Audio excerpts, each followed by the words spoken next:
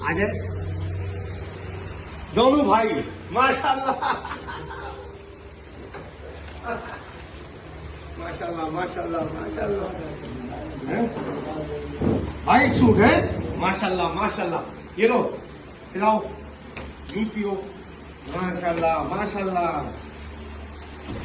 लो बैठो शाबाश शाबाश शाबाश शाबाश। बैठ जाओ बैठ जाओ बैठ जाओ बैठ जाओ बैठ जाओ माशाल्लाह माशाल्लाह। खाओ इसको खाओ इसको खाओ इसको खाओ। खुश है? ये वही दो हैं जिनका वादा किया था। फैसल अहदी साहब से और अहमद अहदी साहब से बात हुई। इन्होंने कहा यूनुस भाई मुकम्मल इलाज तक मौजूद है माशाल्लाह। रमजान भाई दिखाएं भाई मौजूद माशाल्लाह। और ये दिखाएं माशाल्लाह सारे भाई अल्हम्दुलिल्लाह। खुश है? देख लें अल्हम्दुलिल्लाह। थोड़ी सी मेहनत रो रहे थे फिक्र कर रहे थे।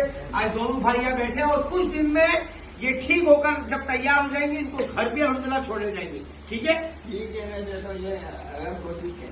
अरे कभी छोड़ देना नहीं, अभी इलाज करने के बाद इंशाल्लाह। ठीक है जज़ाकल्लाह। ओके चले।